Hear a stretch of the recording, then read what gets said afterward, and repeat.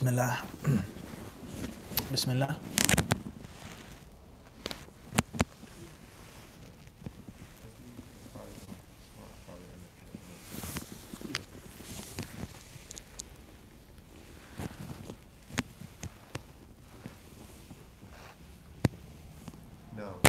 طيب. بسم الله الرحمن الرحيم. الحمد لله والصلاة والسلام على رسول الله. أما بعد. Assalamu alaikum wa rahmatullahi wa barakatuh. Last week we began reading Kitab al-Siyam. And we were discussing when does the fasting of the month of Ramadan become mandatory? When does it commence? How does it start? And we brought up many of the problems and the issues in the current day with regards to the commencement of the month of Ramadan, with regards to the moon sighting and I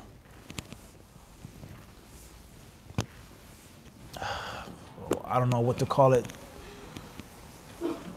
the theatrics that take place each and every single year in the United States and in other countries, theatrics, even in the Middle East, with regards to people claiming to have spotted the new moon, people saying that they didn't spot it, it was a fake moon, or they're lying for propaganda purposes, the astronomers versus the astrologers versus the fuqaha versus.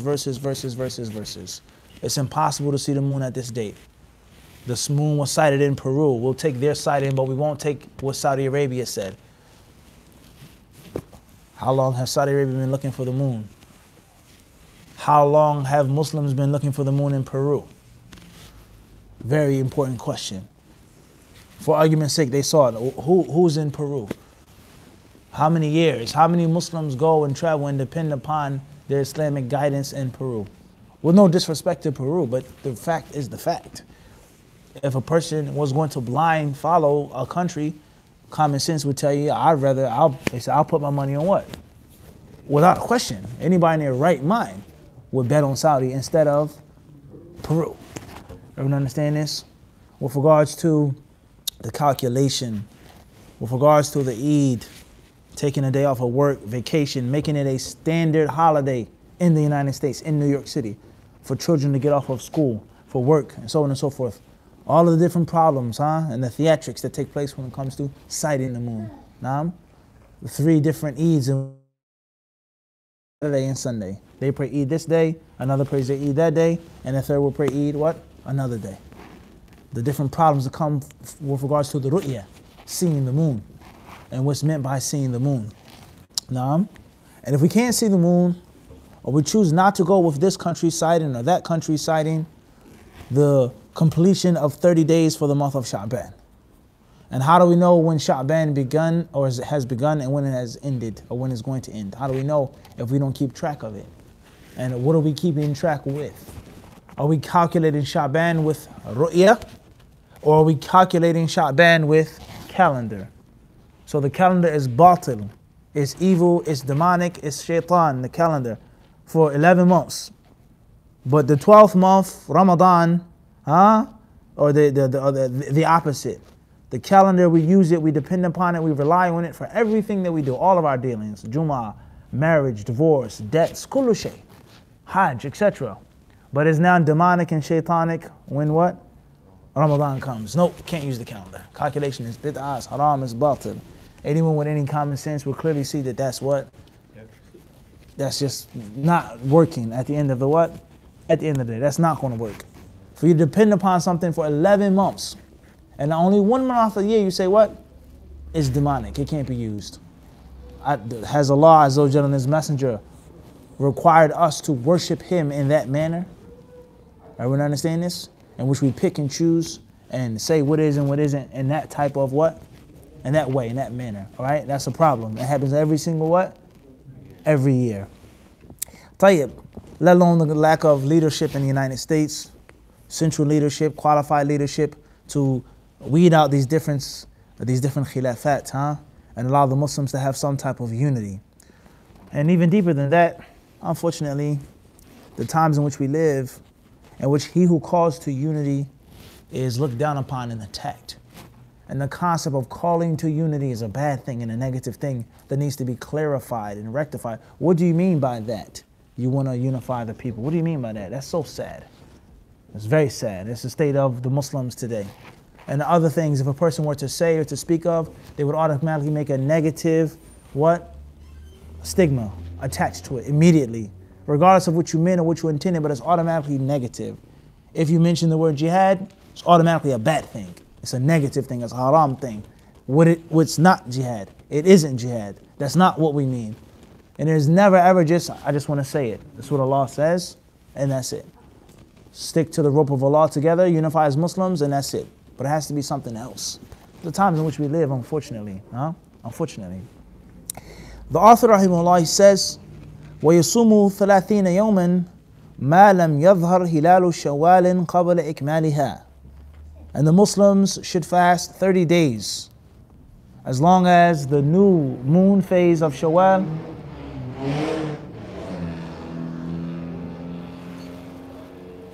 the Muslims should fast 30 days as long as the new moon phase for Shawwal is sighted. Meaning that the default of the fasting of the month of Ramadan, according to the author, is what? 30. Stick with 30 until proven otherwise. Not 29 and then we look for the 30th day. We're going to fast, what? Prepare yourself to fast for what? 30 days. Until otherwise. وَإِذَا رَآهُ أَهْلُ بَلَدٍ لَزِمَ سَائِرَ الْبِلَادِ الْمُوَافَقَةِ.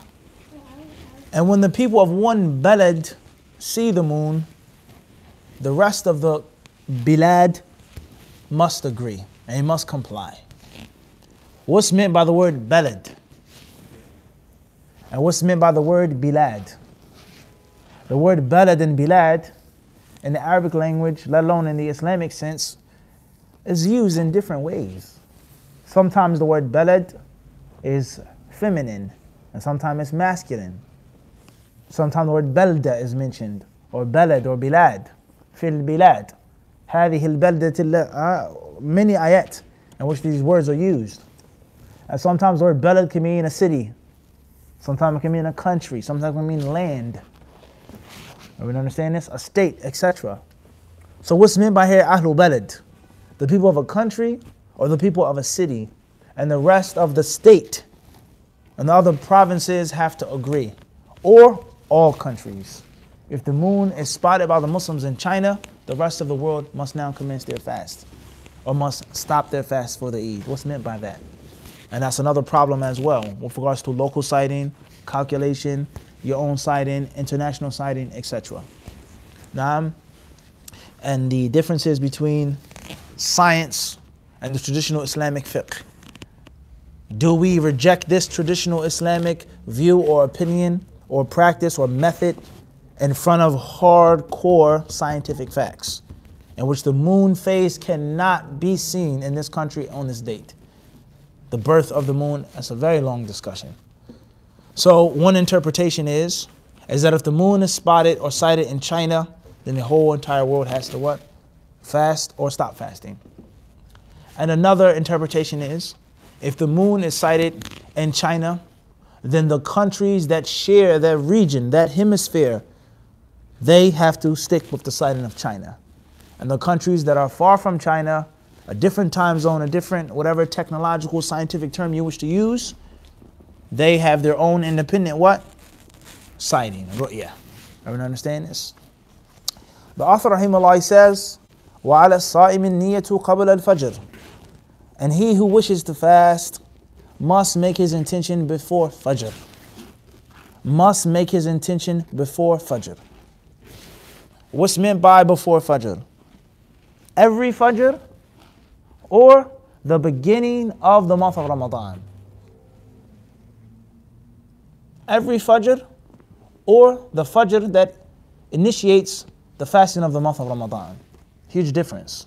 And that's a fiqh issue on which the ulama differ. Here the Asli says Fajr. This alif and a lam, what Fajr is meant by that? The first Fajr or every Fajr? Al-Zahir is that it's talking about what? Every Fajr. That the niyyah for fasting must be done daily. The niyyah for mandatory fasting must be done daily. And if a person wakes up late Let's say you overslept for Salat al-Fajr, or you were sick, or whatever the case may be, and you woke up at 9 a.m., the sun has risen, you did not make Fajr obviously, you didn't make your intention at nighttime, your specific new intention, that's a problem. That's a what? That's a problem. As far as based off of the first view, one niyyah will be sufficient for the entire month. As long as you don't break your fast in the daytime because of traveling or sickness or saving someone or jihad fi sabilillah, whatever is the reason behind you breaking your fast. Menstruation coming, whatever the case may be. A person, he begins the month of Ramadan with the intention and he fasts for 20 days straight. The 21st day, he had to travel and he wanted to break his fast. Or she got her menstruation. Naam? Or a war broke out between Muslims and non-Muslims and he had to break his fast to fight. Or you saved someone that was drowning, and after you rescued them, you were extremely tired, extremely worn out, in which you had to break your fast to give your body the nutrition and the energy. And then on the 22nd day coming up, now you have to do what? Make the tabyeet now. Have your niyyah before Fajr. Two different views among the ulama about Islam. What are the proofs and the evidences for that? Not mentioned right now, nor are we going to mention them right now. He says, فَصْلٌ فِي مُبْتِلَاتِهِ وَمُسْتَحَبَاتِهِ. Now, what are the things which break one's fast? And what are the things which are recommended with regards to the fast? Very important to know what you have to do and to know what you cannot do. And oftentimes you learn what you have to do through what you can't do. Oftentimes you learn what you are to stay away from by learning what you are to stay with, and vice versa. So he says يَبْطُلُ بِالْأَكِلِ. These things break one's fast. Number one, al-akil is eating. Eating. And the author here, listen carefully to this speech. Listen very carefully. It says, يَبْطُلُ بِالْأَكْلِ وَالشُّرْبِ وَالْجِمَاعِ وَالْقَيْءِ عَمْدًا. Listen carefully. Two interpretations we can make here. He says, fasting is broken by eating, drinking, sexual intercourse, comma, and intentional vomiting or regurgitation. And the second way of translating it is, fasting is broken by intentional eating, intentional drinking, intentional intercourse, and intentional vomiting. You understand the difference?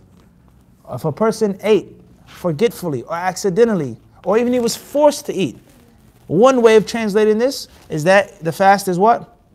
Broken. Drinking forgetfully or forcefully, the fast is what? Broken. A person forgot and had intercourse or was forced to have intercourse, the fast is what? Broken. To make yourself vomit and spit up is what? Broken. Are we understanding this? One interpretation. One interpretation. Are we understanding this or not? Tight. So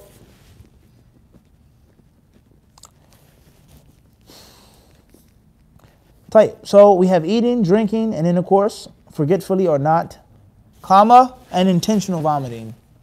Or intentional eating, intentional drinking, intentional intercourse, and intentional vomiting. Understand the difference in English? Two different things. So if a person eats forgetfully, we know there are hadiths to support.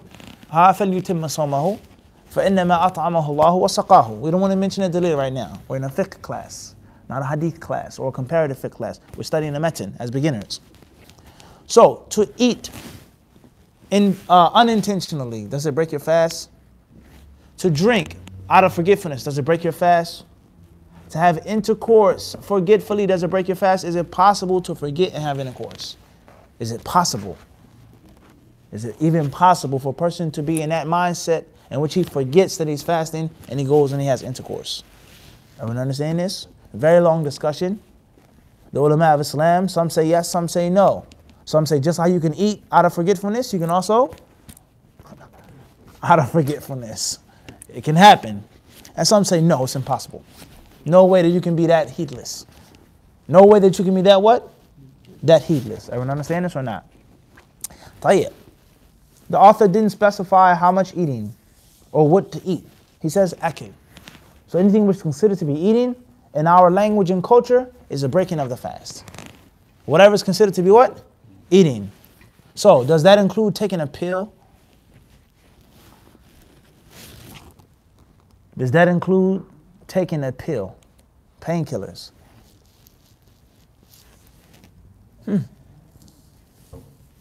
Yes or no? It does. Culturally, would you consider taking a pill eating? No, you wouldn't. You arrive, you get off the road, you says, oh man, I'm starving. I got a headache, I took some medicine, I need something to eat. I can eat a horse. A pill is not what? Eating. It isn't food. It's not going to be in the food section or the food aisle in any market, restaurant, rest stop, wherever you go. Nor is taking a pill going to be considered culturally, I said. Considered what? Eating. Allahu Alam, the countries I've been to. Maybe there's a land or an island in which the people consider taking a pill to be what? Eating. In a hospital, person is sick. The doctor says he hasn't been what? He hasn't been able to eat. But they've given him what? Pills in a little plastic thingy, right? Right? Where the ketchup will go in, right? It's 3 or 4 pills. You know what I'm talking about, right? The clear plastic thingy. You know what I'm talking about, right? Tell you. So, which one do we go with now? The culture, what's the zahir of this matan, or what we know from other sources? Intentional eating, and anything which is consumed and goes into the belly. Let alone what the Advil or the Excedrin does for the body. And what's contained in that pill. Everyone understand this? Everyone clear on this now? He mentioned eating, little or a lot. He mentioned what? Eating. He says, what's shurb? Drinking. Whatever that thing may be. A haram drink, a halal drink, a little bit, a sip, a what? Whatever you do, right? Everyone understand this? He says what? Shurb. Also the concept of al-jima', intercourse. He doesn't specify, he says intercourse.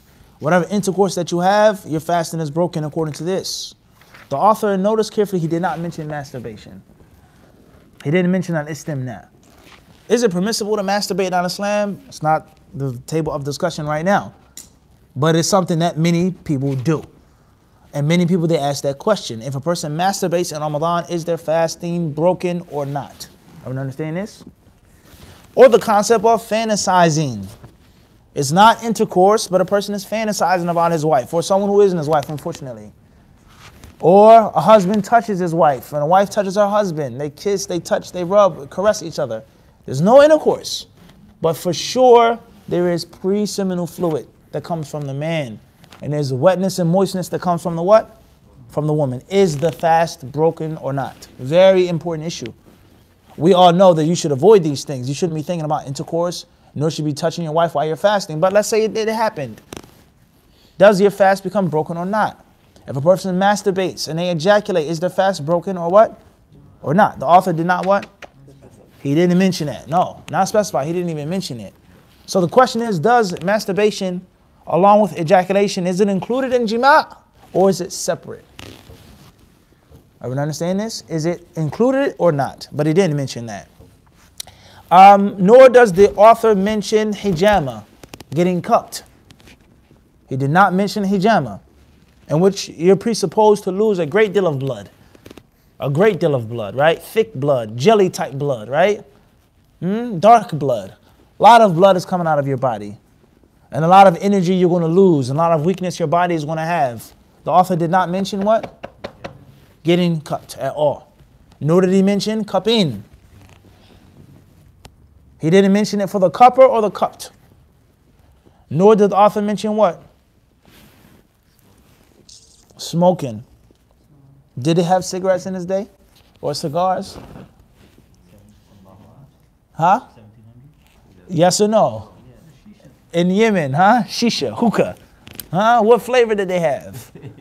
Huh? La hawla wa la quwwata illa billah. Huh? Did they have shisha and hookah and smoking in the time of the author, Shawkani, rahimahullah? What were you saying, Nishan? You suppose so. He didn't mention what? Smoking. He did not mention what? Smoking. So smoking like eating and drinking, or is it totally what? Separate. Al-Muhim, he didn't what? That's not what he mentioned here. What else didn't he mention that breaks the fast? Well, IV is totally modern. Type, such as? Bukhur, oud, something burning, smelling smoke. He didn't mention that. Or else he didn't mention what? What else? Huh? Like we're talking just things that go into the body. That's shurb. And that's also, he didn't mention kuhl. He did not mention what? Kuhl. He didn't mention kuhl. These are the old or the traditional mubtilat al-siyam. And there are many others, such as, what else? That's akal and shurb. We mentioned that about the pills already. We said old stuff. Miswak. He didn't mention miswak. I don't think there's no one who says that miswak breaks the fast. They differ on whether it's recommended or not. But then I don't know one says that it's what? Mubtil. What else? Khairan. What about some modern day things which could possibly break one's fast? Toothpaste. Brushing your teeth with toothpaste. Or getting an injection of what? Vaccine. Heroin. Can't go wrong with that. Tayyib, it's a reality. Some brothers and sisters, what? Unfortunately, it's real. Or we said brushing teeth with toothpaste, heroin. He said what? Shooting dope in the veins. La ilaha illallah. Tayyib, what else? Eardrops, eye drops. What else? Inhalers, nose drops, lotion, nicotine patch, birth control, certain lotions. What else? There are many, many other things on which the people argue and contest on does it break the fast or not. Everyone understand this? Many, many, many, many issues, modern day issues. Some of them we've mentioned in other classes and workshops. Al-Muhim is that you have to have a good, solid foundation. A good, solid foundation. And from the things which help you have a good, solid foundation is to realize eating, drinking, وَمَا يَقُومُ مَقَامَهُمَا, and anything that takes their place. So many things can be covered with that. And you don't have to get into all the specifics. Eating, drinking, or anything which is a substitute for what? Eating and drinking. So if this pill gives the body nutrition, if this nicotine patch does this and it gives that, then you know it's what? In the meaning of eating and drinking. Everyone understand this? Then another person may say, fight. That's enough for that, as for us, the modern day things. Moving forward, he says, وَالْقَيْ عَمْدًا, and intentional vomiting. Intentional vomiting. What's meant by intentional vomiting? You vomit, or you vomit and swallow some of the stuff again. Big difference between the two.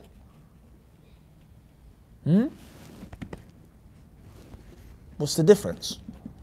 To just make yourself vomit, bring the food up? If you bring the food up, what does that do? Did you eat anything? Did you drink anything? Does it give you nutrition? Is there a specific hadith about vomiting? And if there is a specific hadith about vomiting, is it involuntary vomit or the voluntary vomit? And what's meant by that hadith? To vomit and to take some back down, or to just let it out of your system? Are we understand this? Tayyib. He then says, وَيَحْرُمُ الْوِصَالِ, and it is haram to make wisal. The author gives a clear view. His clear view, his madhab is that it's what? 100% haram to make wisal. Wisal in which you do 2 or 3 days together without what? Breaking your fast. You don't eat no suhoor or iftar. You do 2 or 3 days in a row. He says this is haram, impermissible, it cannot be done. وَعَلَى مَنْ أَفْتَرَ عَمْدًا كَفَّارَةٌ كَكَفَّارَةِ الظِّهَارِ. He says, and whoever breaks his or her fast intentionally must make an atonement, must pay an expiation, a kaffara, a penalty. And that is going to be like the kaffara of the act called Al-Dhihar. What is the meaning of the word Al-Dhihar? Nishan. To declare your wife forbidden for you sexually. Good answer, but it's a bit more specific. Too general. Al-Dhihar is to declare your wife, or is it to make it for a man to declare his wife to be unlawful for him, to have intercourse, to be intimate with her through the act of doing what? Making tashbih of any part of his body to his mother's body to his wife. It could be my mother's foot, My mother's arm, my nose, my mother's head, or my mother's back. That was the most common thing that they used. And oftentimes the back is very symbolic. This country was built on the backs of people. And they also built it with their what? Arms and legs and hands and eyes as well, right? A mother says, I carried you on my what? My back. We said we've broken the back of the enemy. We've destroyed their resolve to continue fighting. And we didn't actually what? Break their backs. We caused them to have fear and terror in their hearts. But we use the word what? Backs. Back is symbolic, right? Strong back, right? And then many other things that you need. Everyone understand this is a reality. So to say that your wife is like any part of your what? Mother. Even if it's not the what? Back. It can be the foot of your mother. Everyone understand this? Right, moving forward.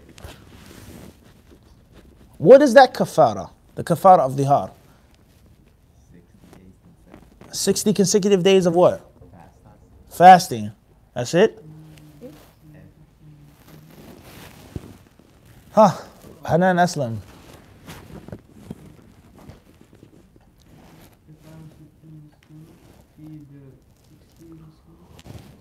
$60 poor?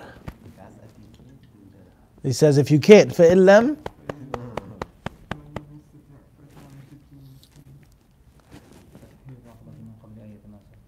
to free a neck, a man, you mean a slave, before they come? يَتَمَاسَّى, to touch. طيب, what is the dhihar? Where is dhihar mentioned in the Quran? How many surahs? One surah, more than one surah? That's it? Mujadila. What else? Any other surahs? Very interesting question. How many types of divorce are mentioned in the Quran? Quickly. Al-Ilah. Al-Dhihar, like we were talking about. Talaq.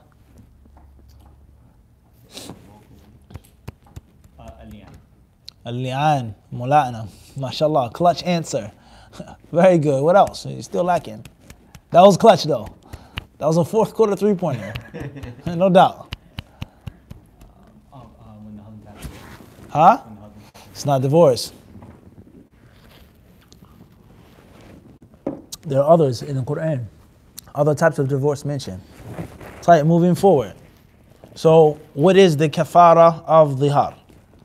It says in the footnotes, سيأتي إن شاء الله بيان معنى الظهار وكفارته وأما إطلاق المصنف أو إطلاق المصنف الكفارة في من أفطر عمدا بأي مفطر فقد سبق إليه جماعة من السلف وفيه مناقشة عند جماهير العلماء.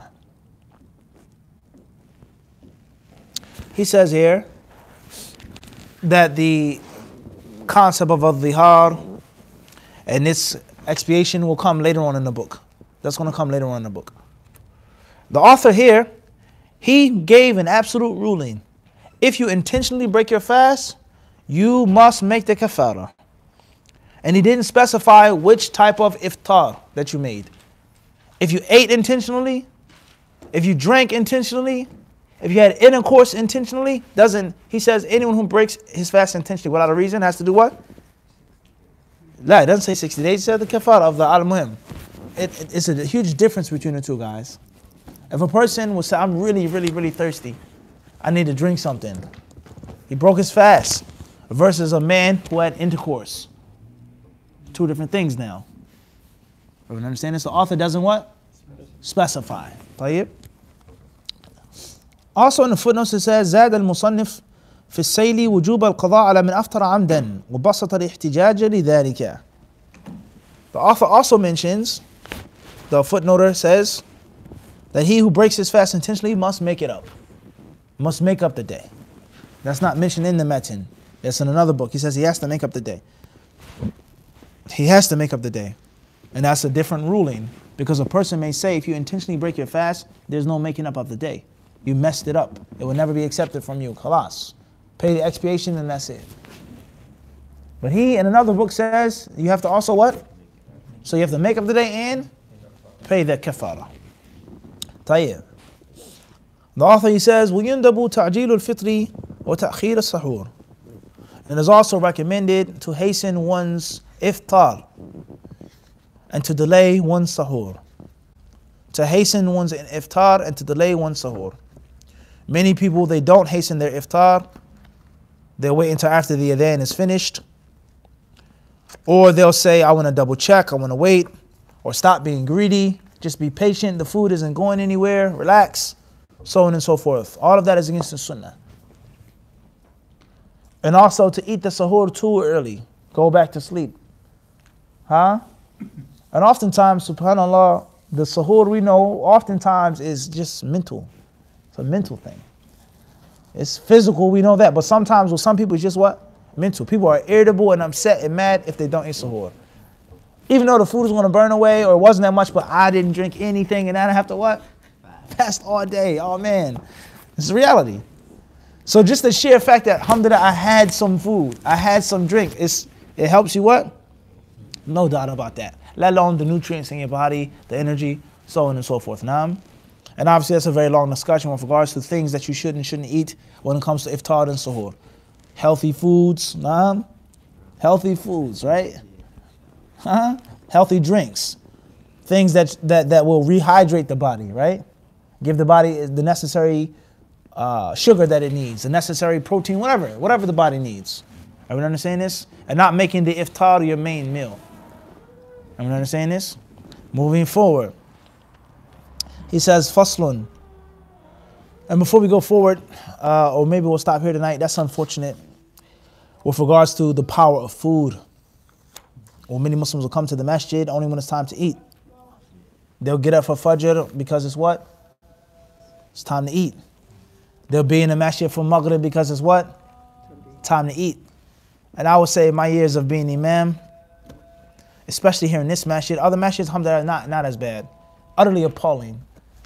Not bad, not sad, appalling. Brother Khan, would you support me on this? When Ramadan comes, it's what? Wall to wall. You can't find space in the masjid. And as soon as Ramadan is over, what does they say? Going with the wind. The famous movie, right? It said, frankly, my dear, I don't what? It's going with the wind. They're nowhere to be seen, those brothers. You'll never ever see them again. So this goes to show us the greed of the human being, and that the human being will offer service and worship when it comes to what's a benefit for his body. And also shows the power of shaitan. How powerful shaitan is and how he has wrecked and ruined so many people. And when that month is chained down. Scary. Okay? Food and how food controls a human being. Everyone understand this? Very unfortunate. Khairan.